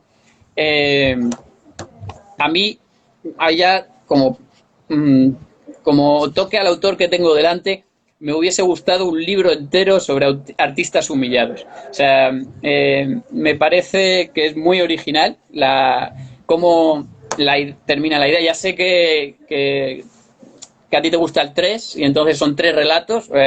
Podrías haber hecho 33 y hubiésemos hecho ahí, pero bueno, yo lo propongo de idea. Ya sabes que puedes empezar ahí como... Sí, pero sí. para la próxima. Si se me ocurren las 33 de un tirón, Claro. Debo decir Claro, que sí. ese- Esa es una de las claves del libro para mí. La variedad enorme imaginativa que tiene de cada relato, cómo vas poniendo, son profesiones muy distintas, incluso algunas no tienen que ver con profesiones, tiene que ver con otras situaciones, pero hay una imaginación condensada en este libro que, aunque es pequeño, es un libro corto, es un libro muy manejable, de 100 páginas, un poquito más, 105. Es un libro que condensa una multitud de imágenes, de visiones, de personas. O sea, es muy rico, es muy rico. La variedad es enorme y eso, bueno, habla muy, desde mi punto de vista, habla muy bien del autor, esa capacidad imaginativa y de ponerse en el papel de situaciones muy diferentes a las que el propio autor no ha vivido, pero sí que como tiene personas, porque ese es otra de los detalles, hay cuestiones que tú sí que has vivido y hay otras que personas cercanas te lo han contado y entonces en ese sentido has sido capaz de introducirte en ese mundo, ¿no?, que te han contado. Tampoco es que te hayas contado nada que te inventes, es simplemente algo cercano, o sea, inventes, quiere decir que sea lejano a ti, sino que es algo que, como tú has dicho alguna vez, un escritor tiene que escribir de lo que conoce, ¿no?, sobre lo que conoce. y beber de muchas fuentes. Y ver de muchas fuentes. Importante. Forma literal. Bueno, por cerrar el tema el relato de la trilogía de los artistas humillados, la parte 3, digamos que no es un cuento como tal, porque realmente es un artículo. O sea, Sí. entonces al estar en un artículo sí que tiene ese carácter más discursivo, ¿no? Es un artículo de un crítico de arte, entonces digamos que no reúne las condiciones del cuento, pero era una forma de cerrar esa trilogía.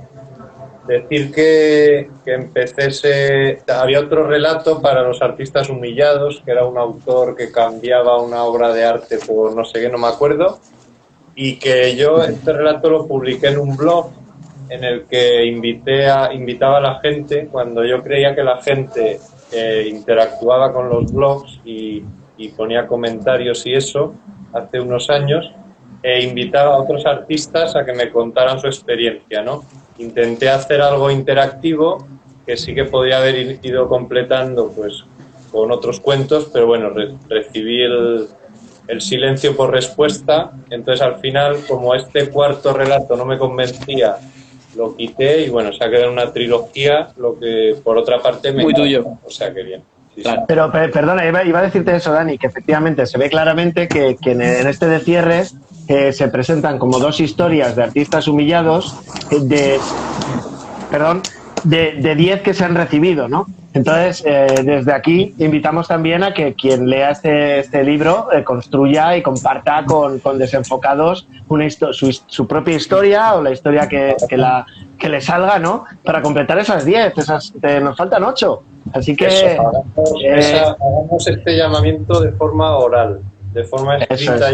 La lanzamos aquí. Que alguien se anima a escribir su historia. Y bueno, en cuanto al otro que comentabas, Miguel, brevemente, al final es, pues, tú tienes algo que te obsesiona, una idea, y ya buscas cómo contarla, ¿no? A partir de ahí, pues sí que pueden ser experiencias o cosas que has escuchado, que has leído, bueno, en resumen, a veces no sabes muy bien de dónde sacar las cosas o las sacas de algún lado y las distorsionas tanto al ir escribiendo el relato que al final, pues bueno, queda lo que queda. Ya. Oye, perdonadme un momento la intromisión. Veo como las preguntas, pero veo una pregunta aquí, pero la veo fatal. No soy capaz de verla. Está en un color blanco. Algo relacionado con el cuento de la criada, pero no la veo. Ahora en mi tiempo nos pregunta, pero bueno, la guardamos para después. Pero a ver si soy capaz de verla. Es una pregunta muy larga y hay partes que se leen bien. Bueno, no la intentamos recuperar después. Avanzamos. Si nos lo puedes poner la puedes reducir a 5 palabras, la haremos mejor. Un ejercicio de síntesis. Bueno, vamos a seguir, ¿no? Pero ojo que llevamos solo las 9:30, vamos a ir avanzando, ¿no? Se nos va el tiempo. Sí, hay que avanzar. Que la gente tendrá que avanzar. Esta gente tendrá que acostarse y mañana hay que trabajar. Venga, pues si queréis podemos hablar un poco más de algún cuento que os haya gustado y bueno, yo creo que hemos tratado muchos temas y está bien, pasa rápido el tiempo, es verdad. Pues venga, Miguel, si quieres tú, yo de todos me han gustado, algunos más mucho, pero bueno, prefiero que lances o qué, o bueno, a mí es que me gusta mucho el de Irán, el de Nietzsche en el desierto, que lo titulas. Vamos a ese. Sí, si queréis comentamos un poco, pero bueno, tendríamos que comentarlo de una manera que la gente no solo lo haya leído, pues que pueda interesarle el tema, ¿no? Entonces, podrías hacernos quizá un pequeño resumen, ¿no? del relato, explicando tú, por ejemplo, por qué Irán, ¿no? Tú estuviste allí. Se escucha una voz al fondo. Se escuchan voces fantasmales por ahí, sí. No sé. Escuchan voces fantasmales. Bueno. Fantasmales. Digamos, bueno, antes de decir que el relato empieza con una frase de Sartre que dice: nunca fuimos tan libres como bajo la ocupación alemana, ¿no? Entonces a mí me gusta esa idea de cómo se expresa la libertad en situaciones, ¿no?, en las que hay poca libertad, en países como Irán, y en este sentido en el que ahí es donde realmente se expresa la libertad, porque realmente te estás jugando el tipo y ahí es donde está jugándote mucho, claro, ¿no? Entonces me interesaba por eso ambientarlo en ese país en el que estuve. El protagonista, digamos que es un personaje real, era taxista y psicólogo, aunque bueno, él decía que era psicólogo, que había estudiado 2 años. Allí en Irán las carreras son muy cortas, casi todo el mundo es ingeniero en Irán, eso descubrí una vez allí, como aquí casi todo el mundo es escritor. Y bueno, son carreras de 2 años, ¿no? La media eres ingeniero en 2 años, psicólogo en 2 años. Entonces, bueno, el hombre como psicólogo no se ganaba la vida y tenía que conducir un taxi, ¿no? Bueno, un taxi no, una aplicación de estas tipo un Cabify de Irán, digamos. Y bueno, digamos que realmente está ambientada en Irán porque me interesaba esto que he comentado de la libertad, pero bueno, podría ser un héroe moderno de aquí, ¿no? Entonces, un héroe moderno que tiene una rutina al que le proponen que vaya a una ceremonia, ¿no?, que ocurre en el desierto, y bueno, pues dice que es un lector de Nietzsche también, por eso de ahí el título. Y bueno, él es un lector de Nietzsche muy pobre, ¿no?, que solo cita, el personaje real también solo sabía, digamos, las 4 frases típicas de Nietzsche. Eso se refleja también en el relato, ¿no?, él va diciendo como las ideas más comunes, ¿no?, de Nietzsche. Y bueno, digamos que vamos a esta ceremonia en el desierto, en el que, bueno, sin desvelar, también hay mujeres que se quitan el velo y tal, y bueno, no vamos a desvelar nada más, pero digamos que sí que es un acto en el que te estás jugando el tipo en un país como Irán, y eso es lo que ocurre. Hay una frase de Nietzsche que queda ahí que para mí que yo creo que refleja bastante el asunto, que no vamos a entrar en detalle, que es tras la muerte de Dios, el nihilismo se vestirá de diferentes formas. A mí me impactó. Es del protagonista. ¿Es del protagonista inspirado en Nietzsche? ¿O cómo? Sí. Vale. Pues muy significativa, ¿eh? Sí, digo que no es una cita textual de Nietzsche. Para que nadie la busque. Sí, es una inspirada en Nietzsche, parafraseando a Nietzsche, sí. Pues me parece esa frase muy significativa, ¿no?, dentro de lo que es la historia y tal. A mí también me ha gustado mucho, yo la recomiendo. Esta historia muy buena, muy buena. Pues no sé, digo yo alguna que me haya llamado la atención parece? Claro, dale pues. Venga. Dale, dale. Bueno, pues a mí me ha gustado mucho Vértigo. Vértigo, que no es la película, no sé si hay una película de Hitchcock que se llama Vértigo, ¿no? Sí. Y bueno, pues no sé si, bueno, cuéntanos un poco de Vértigo. Así comentamos un poco. Bueno, Vértigo es un cuento sobre una persona que acaba de salir de la universidad, bueno, del máster de recursos humanos, y se mete en una empresa de construcción y, bueno, digamos que el jefe le pone a prueba y dice que tiene que conseguir que firmen una prejubilación porque quiere renovar al personal o directamente echar a unos y no contratar a otros. Y bueno, digamos que los empleados aceptan, pero hay uno que es el gruista que dice que se niega a firmar, se declara en huelga de hambre, ¿no?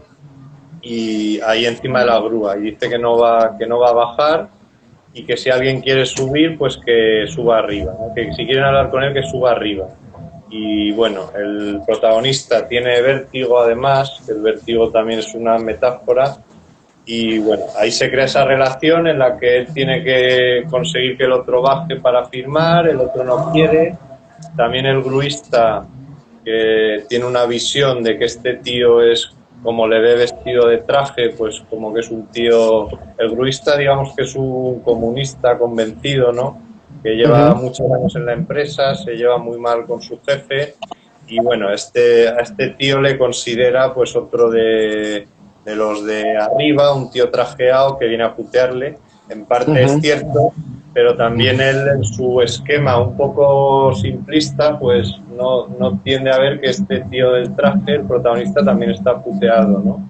Está puteado porque le espera un futuro en el que no sabe si va a encontrar trabajo y en el que al final es otro peor, ¿no? Es otro... Entonces, bueno, de esa relación que se crea, sí, de eso trata el relato. A mí me parece, Dani, a ver si... No sé si escucháis vosotros los timbales, por favor, los timbales un poquito más bajos. Sí. Esperamos que no haya una batucada en directo. Joder, parece que sí. Cerrar el... A mí, Dani, si me permites, me ha llamado la atención de este relato que, bueno, muchísimas cosas. Creo que abres como varios temas. O sea, primero está lo de... Bueno, utilizas la metáfora del vértigo también, de lo que significaría el vértigo de quedarte en paro. O sea, estamos hablando de la prejubilación, ¿no? De esta persona, bueno, pero también de... A mí me ha llamado más la atención, fíjate, el personaje de Alberto Gómez, que sería como el becario de recursos humanos, que al final no deja de ser un engranaje forma parte del engranaje del sistema, igual que el gruista, que intenta encajar, pero que también de alguna manera pues podemos darnos cuenta de que les une más de lo que les diferencia. Y sobre todo cuando hablamos de la lucha de clases, tú das a entender, me parece, que primero la pregunta de si existe o no existe la clase obrera, por ejemplo, incluso la conclusión de que realmente quizás sí, o sea, porque incluso que a lo mejor hay una nueva clase obrera, ¿vale? Ya a lo mejor la nueva clase obrera puede ser de forma gente que no es consciente y que va trajeada, que está pagando másters y que en realidad son los últimos monos y peones del sistema, son personas que son manipuladas, engañadas, que son presionadas, son compradas, son gente que se cree que está en una posición que no es tal en realidad. Entonces ahí es interesante, ¿no? Y la pregunta final para mí de si hay esperanza. A ver, yo creo que sí que sigue habiendo clases, lo que pasa es que se ha reconfigurado, ¿no? Y eso es lo que el gruista en este caso no acaba de ver, digamos. Y bueno, citamos no a Warren Buffett, al multimillonario. Claro, eso iba a hacer yo. Aquí lo tenía. El oráculo. Él también comparte que dice, claro que sigue habiendo lucha de clases y es mi clase, la de los ricos, la que va ganando, ¿no? Entonces eso es un poco la... Claro, y este hombre es importante apuntar quién lo dice, es Warren Buffett, que llegó a ser el octavo hombre más rico del mundo según la revista Forbes, ¿no? Entonces, bueno, que cuando hablas con estos liberales que te dicen, hoy todos somos ciudadanos, todos somos no sé qué, ya, lo mismo te lo has creído, amigo, o no lo estás haciendo creer, ¿no? Es que te quiero decir que está bien que de vez en cuando se le escape a esta gente la verdad, de la boca a estos multimillonarios y los demás, que somos un poquito pardelas, un poquito idiotas, nos demos cuenta de la realidad en la que estamos metidos.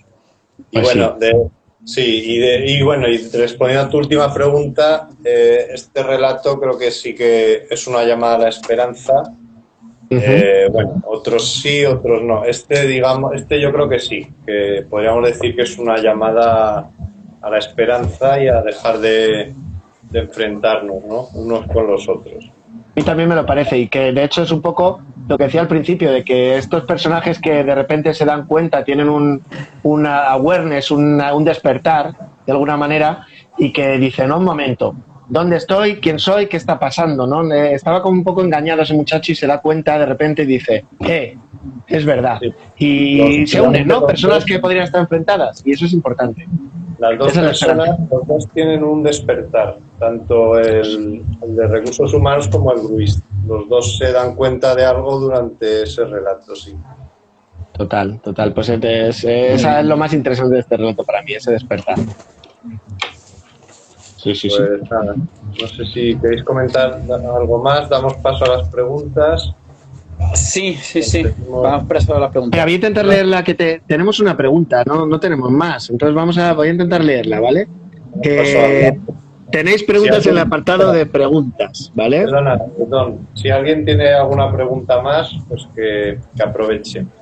Venga, pero vamos con la que tenemos, ¿vale? ¿Qué opináis de el cuento de la criada de la época de la época presencia de mujeres reconocidas como yo entiendo que quiere decir como poca presencia de mujeres reconocidas como cuentistas, pese a ser probablemente las responsables de la tradición, de transmitir los cuentos de la tradición oral? Vale, la poca presencia de las mujeres como cuentacuentos, pese a ser las protagonistas de la transmisión oral de los cuentos. ¿Qué opinamos? No sé si hemos dicho bien. Creo que el hecho la oralidad, yo creo que se acabó un poco hace muchos siglos, ¿no? Como hemos comentado al principio. Entonces, una cosa es la tradición oral y otra es escribir cuentos.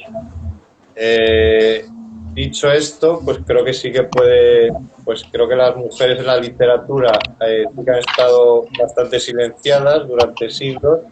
Y creo que esto, no lo sé, la verdad es que no sé si está cambiando. Yo leo muchos más autores que autoras, pero también es verdad que podríamos citar alguna autora. pero podemos citar alguna. Yo, por ejemplo, a mí me encanta Patricia Highsmith, que es autora de cuentos de suspense también, y que tiene, por ejemplo, 11 cuentos en un libro que se llama, curiosamente, 11, no 3, sino 11, o 11, ¿vale? Y es una maravilla. Pero es verdad, desde mi punto de vista, que no se le ha dado visibilidad. Ahora creo que se les está dando más, pero eso es importante. O sea, todo empieza con una buena cosa, es poner en valor, mostrar, y que a partir de ahí generar también un efecto llamada, porque seguro que ha habido gente que quería escribir, pero hay muchísimas razones que yo creo que hacen que las mujeres pues no tengan entrada en un mundo. Aquí es mi discurso, pero creo que es un mundo, o ha sido hasta ahora en general, un mundo de hombres, ¿no? Y entonces se está trabajando que ya no lo sea tanto y entren más las mujeres. Ese es mi punto de vista. Algunas ha habido, pero no se les ha dado tanta opción como a otros señores. Esa es mi opinión. Sí, sí que es verdad que las mujeres originalmente escribían más novelas que cuentos. Entonces yo creo que como mujeres cuentistas empiezan en el siglo XX. Al principio pues tenemos a Jane Austen y las hermanas Bronte, etcétera, que escribían novelas. Yo creo que la mujer se ha introducido en el cuento en el siglo XX. Sí. Yo ahora recientemente he leído un cuento de Toni Morrison, que es una autora que me parece una pasada. Recomiendo sus novelas y sus cuentos. Y pues eso. Había muchas entre la tradición oral y el cuento. El cuento moderno para mí es un artefacto que ya no tiene nada de oralidad. Es un artefacto que tiene su estructura, su intensidad, sus cosas.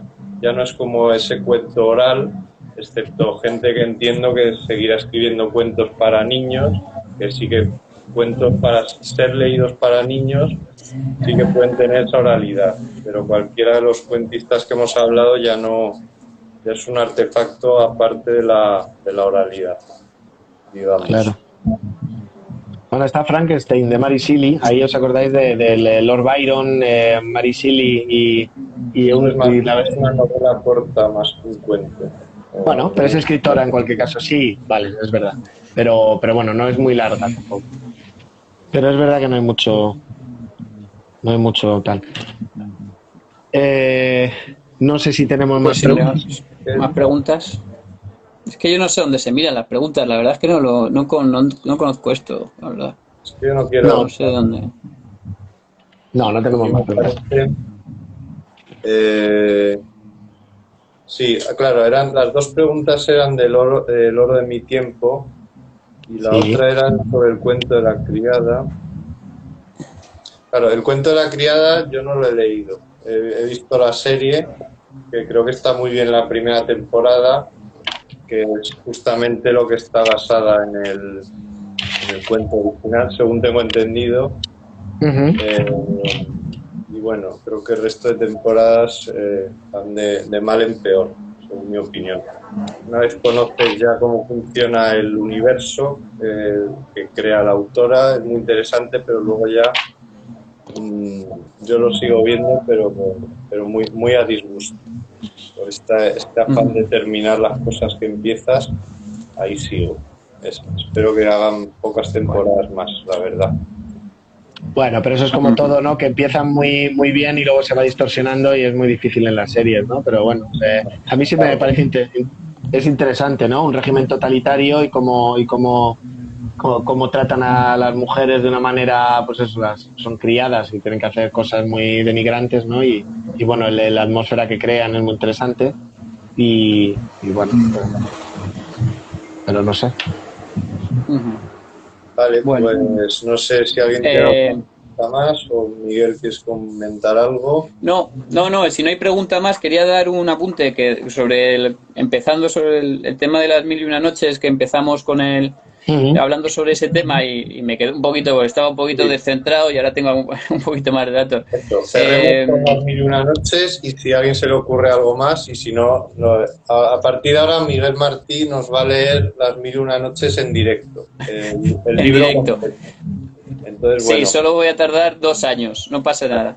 Estar atentos. Digo que la primera traducción que se hizo, de las primeras que se hizo en Europa, fue en el siglo XVI, ¿vale? Siglo XVI. Y fueron cuentos que se sacaron, no es una traducción completa de la obra, sino son cuentos que fueron sacando y se convirtieron prácticamente en relatos infantiles con una moraleja, ¿de acuerdo? Podríamos dejar, cuando subamos a YouTube este vídeo, podríamos dejar algunas referencias, por ejemplo, la traducción del doctor Mardrus, que es la que yo me estoy leyendo, el libro se llama 1001 noches, no los cuentos de la 1001 noches, sino mil noches, perdona, se titula 1000 noches y una noche, ¿vale? 1000 noches y una noche. Ese es el título traducido original, ¿de acuerdo? Vale. O sea que ni siquiera el título que nos llegó a nosotros era el literal, es 1000 noches y una noche. Este está traducido ya en el siglo XX, final del siglo XX, más o menos, ¿de acuerdo? Por un profesional del tema ya. Y nada, no es un libro apto para niños, así, para empezar. Tiene que ser mayor de edad quien lea estos libros porque está lleno es un libro erótico. Las 1000 noches y una noche son libros, cuentos, en muchos de ellos eróticos, ¿de acuerdo? Y ahora... por lo menos. 1000 noches y una noche. Pero que 1000 noches... No sé, a mí me gusta. No, sigue, perdón. Sí. Nada. Cuando tenía una cita del libro de Dani para cerrar, pero la he contado antes porque venía al caso, porque Dani no la recordaba. A mí me gustaría entonces cerrar con unos versos de Sabina y Fito Páez, con la que Dani abre el libro, que son unos versos preciosos y que transmiten lo que Dani luego cuenta en el libro, ¿no? Dice: si la angustia no tuviera tantos meses, si pudiera huir de esta ciudad, si el milagro de los panes y los peces consiguiera darnos de cenar, si tuvieran corazón las autopistas, si alguien me esperara en la estación, si bajaran de la luna los artistas, si acabara bien esta canción. Pues nada, muchas gracias. No tiene final, es así. Saludamos a Sabina y a Cito Páez, si nos están viendo. Sí, un saludo a los dos. Sé que no sé si se han reconciliado después de ese tiempo, pero bueno, un saludo a seguidores Sabina. Y sobre todo y nada, un saludo a todos vosotros que nos habéis aguantado. Una noche desenfocada. Muchas gracias a todos. Dentro de un mes. Bueno, muchas gracias. Bueno, vale, pues espero que os haya gustado. Esperamos vuestros comentarios. Un saludo. Adiós, Ray Loriga. Adiós, amigos. Adiós, Ray. Estamos intentando cerrar esto. Os podéis ir ya.